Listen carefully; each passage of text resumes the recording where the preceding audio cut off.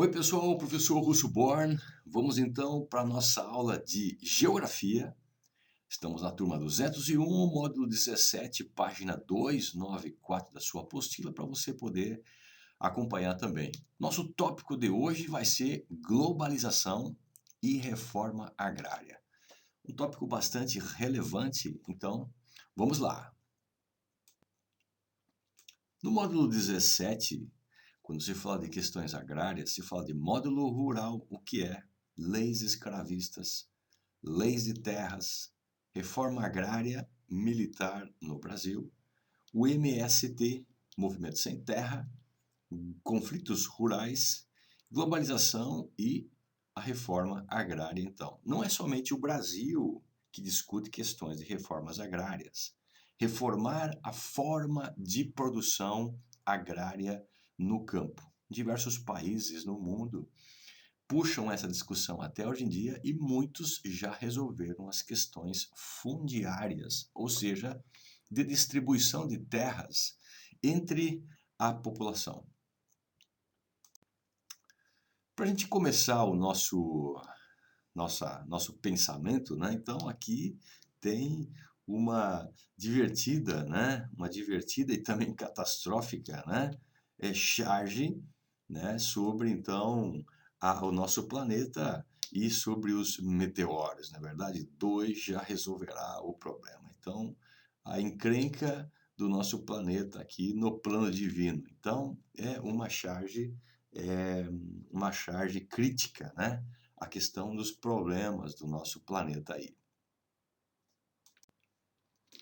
Quando se fala de questões agrárias, então, nós temos a chamada de agropecuária. Agricultura e também o cuidado de animais no campo. Então, diversos tipos de animais, né?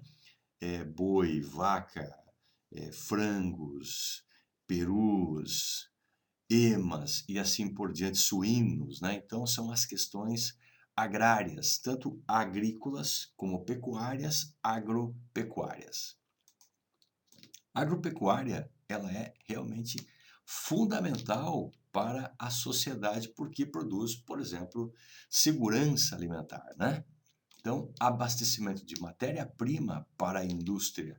Nem toda a agricultura ela está voltada para a alimentação. Por exemplo, algumas agriculturas, elas então plantam, por exemplo,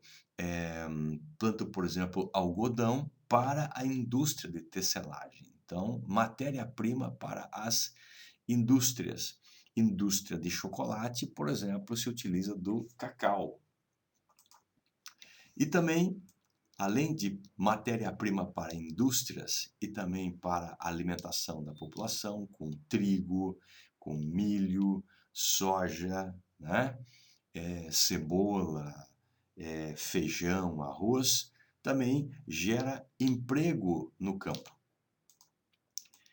Divisas também são geradas, ou seja, moedas, né, estrangeiras que servem como câmbio para fazer exportação.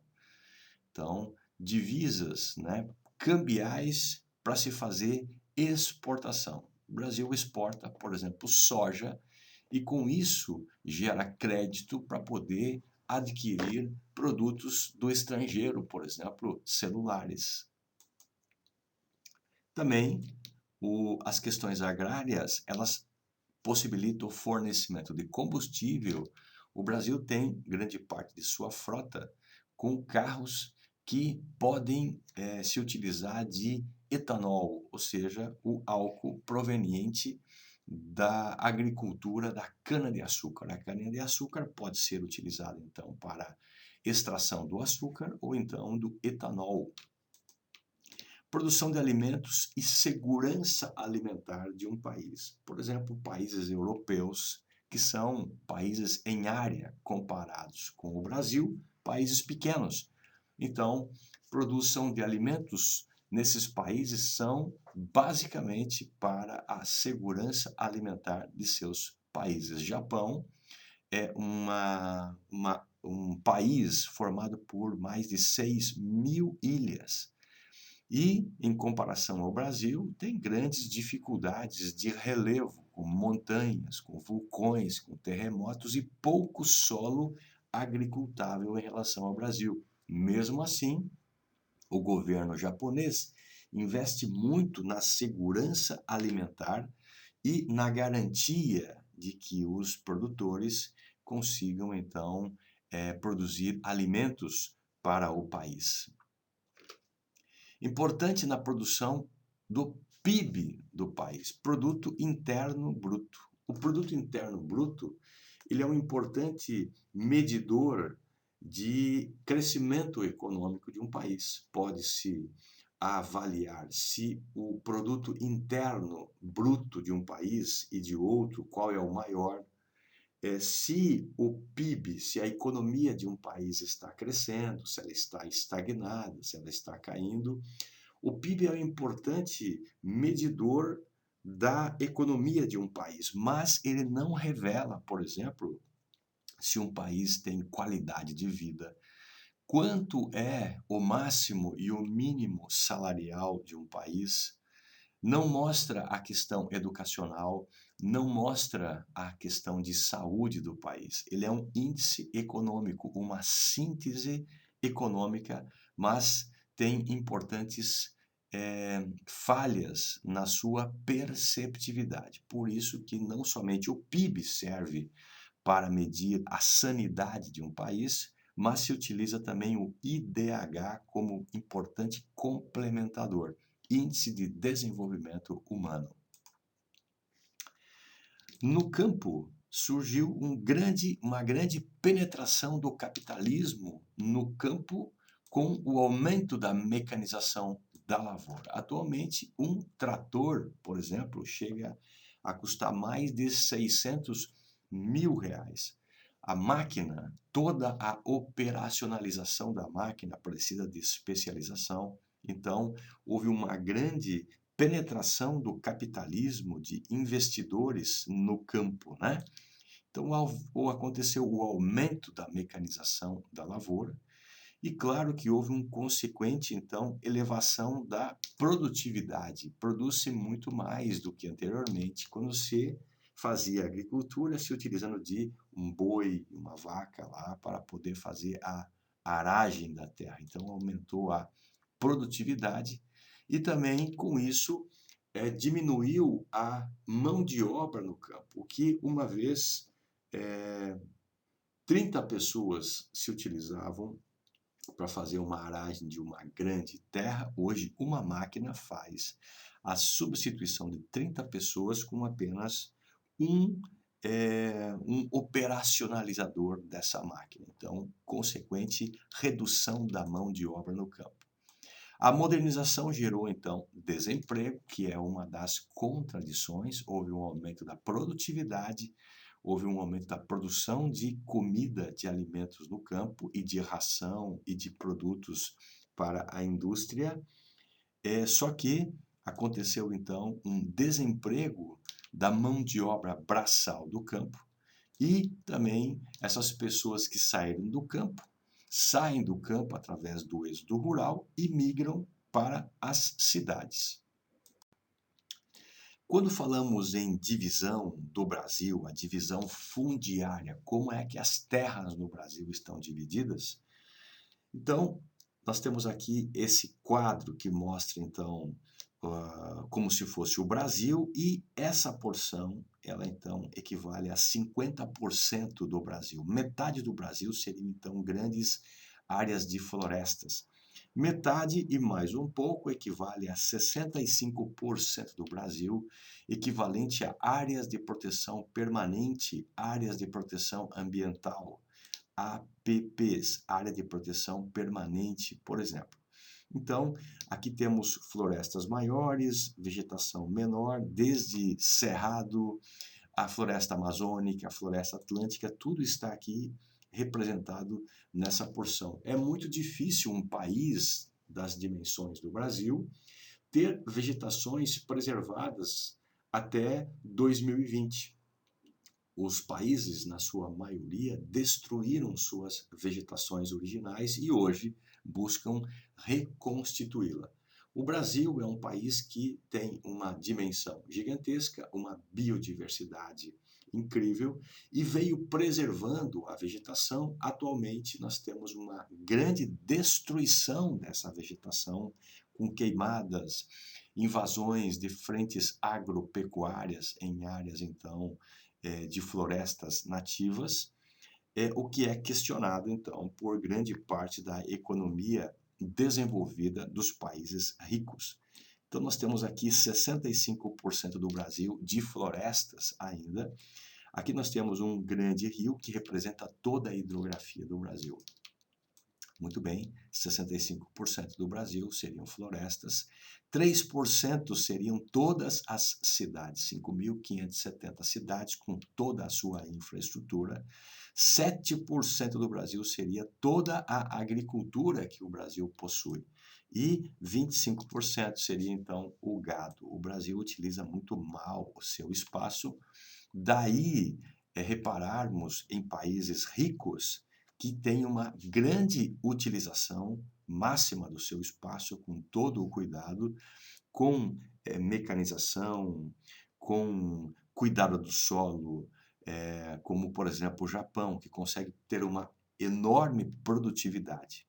Então, o Brasil é questionado pela sua baixa utilização de áreas do campo que poderiam ser de uso muito mais racional. Então, temos o número de estabelecimentos do campo. População com menos de 10 hectares. Lembra que 1 hectare equivale a 10.000 metros quadrados. Então, menos de 10 hectares equivale, então, a mais da metade de todos os proprietários do campo.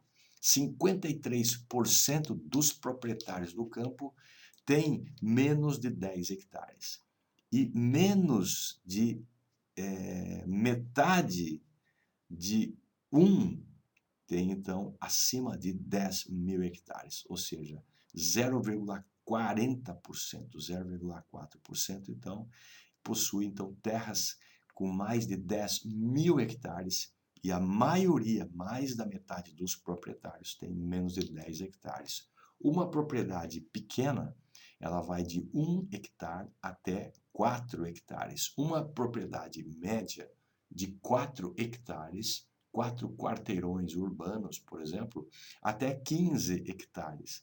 E acima de 15 hectares, 16 hectares para cima, é considerado terras, então, grandes. Grande parte do investimento não é feito na agricultura camponesa, na agricultura familiar, onde uma família trabalha. A agricultura camponesa, a agricultura familiar, é o que existe na maior parte dos países ricos, onde famílias trabalham no campo, gera muito emprego no campo, com grande mecanização em pequenas propriedades. No Brasil, nós temos, então, o agronegócio, que é o que recebe maior quantidade de investimentos. Por exemplo, os bancos investem apenas 14% de crédito nas agriculturas pequenas e 86% do investimento é feito nas grandes propriedades, ou seja, os bancos, eles oferecem muitas vantagens para o grande proprietário e as vantagens são muito pequenas para o pequeno proprietário. É justamente o que acontece ao contrário no primeiro mundo. Temos aqui a agricultura camponesa no Brasil e o agronegócio. A agricultura camponesa no Brasil utiliza só 24% das terras agricultáveis. Lembra que o Brasil tem 3% de cidades, 7% de área agrícola. Desses 7%, é muito menos da metade, 24% desses 7% é para a agricultura familiar de produção de alimentos, enquanto então 76% dessa área agricultável, não de florestas, portanto, são utilizadas para o agronegócio, não para a produção de comida, mas para a produção principalmente de ração, soja, por exemplo, e também de gado, que não será consumido no Brasil, mas sim exportação. Por exemplo, boi, vaca, carne de frango, carne de peru, pato e assim por diante, suínos e assim por diante, né? Mão de obra ocupada. 74% das pessoas que trabalham no campo estão na agricultura camponesa. Por isso que o primeiro mundo se utiliza dessa agricultura familiar, agricultura camponesa, que se utiliza de bastante mão de obra. No Brasil, a produção então de mão de obra é apenas 26%, 26% de mão de obra no campo. Então, o agronegócio se utiliza de grande mecanização com pouca mão de obra no campo. Quando falamos em concentração de terras, a concentração de terras, então, realmente muito grande no Brasil, né? Acima de 2.000 hectares, né? Nós, então, temos aqui a população de 0,3%, né? E até 10 hectares, nós temos, então, aqui 47% da população no campo. Então, quase metade, né? Nós, então, temos aqui de população até 10 hectares, e aqui, então, com muita terra, com terras gigantescas, apenas 0,3%. A contagem, ela modifica de ano após ano, porque alguns proprietários compram mais terras, outros vendem suas terras, então alguns aumentam a sua quantidade de terras e capitais e outros diminuem. Então, o 10 hectares, de 20 até então 100 hectares, de 100 para cima até mais de 10.000 hectares. Então, geralmente é feita a comparação entre o primeiro, de 0 até 10 hectares, que é a maioria da população, ok? Que tem terras no campo, são 5 milhões de proprietários de terra, 47% tem até 10 hectares. E desses 5 milhões de proprietários, 0,3 tem acima de 2.500 hectares. Grande concentração fundiária no Brasil, que gera, então, disparidades. Um pequeno grupo tem milhões de reais e a maioria dos proprietários no campo tem pouco dinheiro. A origem dos latifúndios. Latifúndio quer dizer terras, então, no campo. Lati quer dizer grande e fúndios quer dizer terras agricultáveis. Então, a origem dessas terras agricultáveis está lá quando o Brasil começa com as capitanias hereditárias, né? Houve um favorecimento de oligarquias, ou seja, o poder de oligos, poder de poucas pessoas que eram próximas ao rei. Então, pessoas que eram próximas ao rei, a pequena nobreza, pessoas que eram, então, militares próximos ao rei, foram beneficiados com terras gigantescas e toda a demais população não teve esse benefício. Então, houve o favorecimento de alguns que ficaram muito ricos e outros que trabalhavam muito jamais conseguiram acumular alguma riqueza porque não tinham acesso às terras, trabalhavam para alguém. A divisão das terras, no começo eram feitas então capitanias hereditárias, e essas capitanias eram gigantescas e esse capitão hereditário ele dividia as terras em pedaços menores para outras pessoas poderem então cultivar. Se uma vila tivesse, por exemplo, 30.000 pessoas, as terras seriam divididas em 30.000 proprietários de pequenas terras de sesmarias. Essas pequenas propriedades não pertenciam a esses sesmeiros. Essas propriedades eram do grande dono das grandes terras, uma espécie de senhor feudal, que cobrava impostos e encarecia e ficava cada vez mais rico, cobrando gigantes impostos dos que então realmente trabalhavam, gerando então um grupo de extremo favorecimento e uma grande população de cada vez mais pobres no campo. Então, nossas origens das diferenças de terras vêm lá de pessoas que eram amigas do rei. Temos então as divisões de terra por sesmarias. Sesmarias, então, uma sesmaria em média são 6.500 metros quadrados de terra de posse apenas de uso. Não pode vender essa terra, não pode fazer capital. Terras eram pertencentes, na realidade, ao rei. De 1530, quando acontece então a formação das primeiras vilas no Brasil, com a vinda, por exemplo, de Martim Afonso de Souza, até 1822, quando acontece então a independência do Brasil, José Bonifácio acabou com as sesmarias, ou seja, as terras que eram dadas para pessoas, não, a partir daí não foi mais o que aconteceu. O registro de terras informavam o tamanho das terras de sesmarias, que eram e quem eram os beneficiados e também a sua família. Então, tamanho de terra, beneficiado, o que plantava, quanto pagava de impostos, quantas pessoas existiam nessas famílias, quantas mulheres, quantos meninos e assim por diante. Quem detinha esse controle, né? Tipo de mão de obra, a certidão de nascimento, casamento, pagamento de tributos inadimplentes ficava na mão da igreja. A documentação e registros foram feitos nas paróquias locais. Os padres sabiam escrever, não se investia na educação, na criação de escolas. Quanto menos souber, melhor para alguém, né?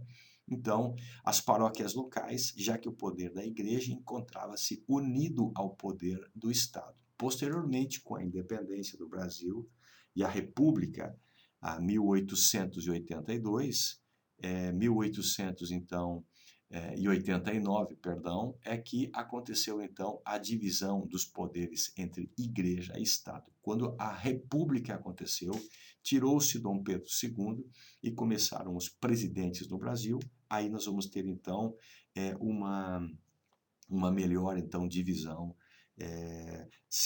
separando igreja de poder de Estado. Então, os vigários era que então tinham todo o registro de terras, toda a informação estava na mão da igreja, como a divisão das terras, então, era feita, por exemplo, vamos pegar aqui ó, as Sesmarias, temos aqui Rio Grande do Sul e aqui nós temos então Porto Alegre, aqui nós temos a Laguna dos Patos com saída aqui para o mar. Essa porção aqui do lado de Porto Alegre é para ser essa aqui, ó.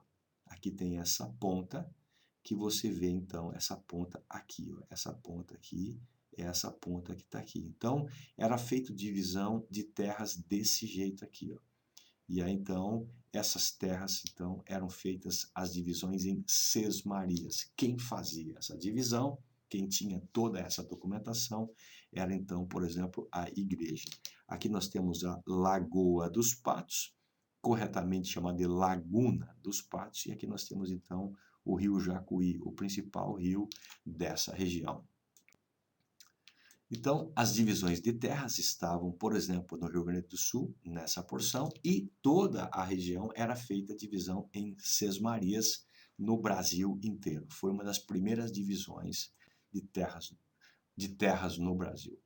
A origem dos latifúndios, então, extermínio de índios por inoculação de doenças infecto-contagiosas. Nós temos, então, aqui os Tupi-Guarani, que moravam no litoral, os Gês, os Aruaques, os Caribes, os Tucanos, os Panos, os Charrua, aqui no sul, e outros grupos. Eram milhões, mais de 5 milhões de nativos, e destruiu-se grande parte através, então, da inoculação de doenças.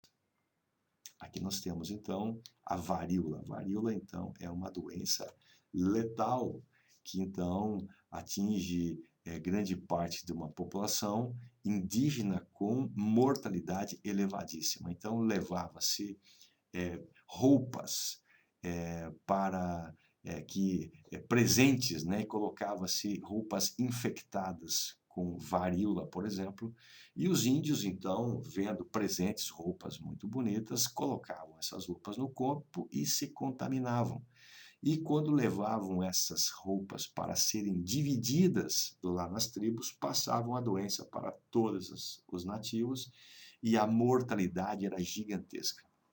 Atualmente, há pouco tempo atrás, década de 60, a mesma coisa aconteceu na norte do Brasil, com extermínio de índios através então de proprietários de garimpo, grandes cortadores de árvores, madeireiros, produtores de borracha, então que davam presentes para os índios, ou envenenados, ou envenenavam as águas desses índios, ou faziam guerras contra esses índios, fazendo então grandes baixas, né? Ou então levando gripe, levando doenças para esses nativos e que gerava uma pandemia. A pandemia que nós temos no mundo hoje, ela é muito frequente. Os brancos, os chamados não índios, eles frequentemente causavam pandemias nos grupos nativos que buscavam isolar-se cada vez mais. Também foi denunciado que vários aviões levando então, que utilizam veneno para as produções agrícolas, eles também aspergiam veneno sobre tribos indígenas, sobre escolas, então causando grandes mortes no campo, isso até hoje em dia. Então nós temos aqui os latifúndios. Os latifúndios são grandes propriedades de terra, né? Grandes propriedades de terra que necessitam de muita água. 72% da água utilizada, consumida, ela é utilizada então para o campo. Então não é a população na cidade que consome muita água, mas sim a água, ela é então utilizada no campo. Quando se coloca essa água aqui, ou por aspersão, grande parte dessa água acaba evaporando, uma pequena porção de água, de toda essa água jogada, é que cai no solo. O vento carrega embora, existe grande evaporação, e esse solo, em grande parte também, está envenenado. Então, nós temos aqui uma grande área de chamado deserto verde. Você não encontra seres vivos aqui no meio, insetos, animais, pássaros, porque se um animal pousar aqui para tomar essa água, ou um animal percorrer aqui no meio, ele vai morrer devido à quantidade de agrotóxicos utilizados. As leis escravagistas no Brasil, por exemplo, Bill Aberdeen, que foi então a primeira lei criada pelos ingleses, né, buscava impedir que se transportasse negros africanos para a América, para o Brasil. Então, Bill Aberdeen, ela então vai impedir, 1845, que se transportasse então negros trazidos como escravos, feitos escravos na África e trazidos para a América, Europa e outros continentes. Então, se um navio fosse desrespeitar as leis inglesas, esse navio era invadido e destruído. Os escravos eram a base de toda a produção da colônia Brasil. Então, atualmente nós temos trabalhos escravos. No passado, 13 milhões de escravos foram trazidos para a América, gerando muito lucro. Atualmente existe levantado pela Polícia Federal mais de 21 milhões, 13 milhões no passado. Atualmente existe 21 milhões de escravos trabalhando então na América, só no continente americano, gerando muito lucro para as grandes multinacionais. Por exemplo, Indonésia, empresas de roupas, empresas de calçados, se utilizam de mão de obra onde se remunera 50 centavos de dólar por dia de trabalho intenso na confecção de calçados. Cada calçado é vendido, por exemplo, com 100 dólares. Então paga meio dólar por dia para o trabalhador, meio dólar por hora, perdão, meio dólar por hora a um trabalhador, que produz muitos calçados por dia, e cada calçado é vendido então a 100 dólares no mercado. Esse é um trabalho análogo à escravidão. Como se faz uma remuneração microscópica? Alguns grandes negociantes querem dizer que esse trabalho não é escravo porque é remunerado. É uma forma de camuflar a escravidão. Hoje em dia, muitas crianças que deveriam estar nas escolas estudando, se qualificando, estão aí desde pequenos trabalhando pesado no mercado do trabalho, né? Também na Índia, crianças trabalham muito forte na produção de tecelagens para poder ajudar a renda familiar. As leis escravagistas, por exemplo, Eusébio de Queiroz, no Brasil, a partir então de 1850, buscavam então lei brasileira impedir realmente e punir quem não respeitasse as leis Bill Aberdeen. Então buscava-se os africanos feitos escravos no continente africano, colocava-se em navios e trazia então para a América do Norte, América Central, América do Sul, para a Europa e assim por diante. Então a lei Bill Aberdeen impediu que os escravos saíssem da África, que os africanos pudessem ficar no continente africano e trabalhar para, sim, os europeus. A partir daí, num segundo momento de escravidão, chamado de imperialismo. E no Brasil, a lei Eusébio de Queiroz. Percebe que a Eusébio de Queiroz, ela impedia que viessem escravos para o Brasil, mas não impedia que houvesse circulação de escravos já adquiridos no próprio Brasil. As leis escravagistas, então, Eusébio de Queiroz, 1850, favoreceram a vinda de imigrantes europeus para o Brasil, não mais permitindo que viessem, então, negros africanos. A ideia era fazer o branqueamento do Brasil. Início da vinda de imigrantes europeus para o Brasil com leis abolicionistas. Muito bem, nesse primeiro momento, ficamos por aqui e continuamos, então, pessoal, no nosso próxima sequência desse mesmo capítulo. Até daqui a pouquinho.